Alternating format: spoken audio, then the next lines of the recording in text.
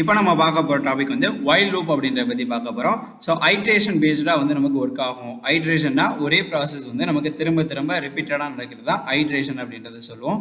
So இதில் நமக்கு ஃபஸ்ட்டே கண்டிஷனை செக் பண்ணிவிட்டு அதுக்கப்புறமா ப்ரோக்ராமை எக்ஸிக்யூட் பண்ணுச்சுன்னா அதான் வைல் லூப்னு சொல்லுவோம். ஸோ இதுக்கான சின்டெக்ஸ் வந்து ஃபஸ்ட் நான் வந்து வேரியபிள் வந்து டிக்ளேர் பண்ணி அதுக்கு வேல்யூவும் இனிஷியலைஸ் பண்ணிட்டேன். ஸோ அதாவது இன்டீஜர் டேட்டா டைப்பில் ஏன்ற வேரியபிளில் 1 என்ற வேல்யூவை நம்ம கொடுத்தாச்சு.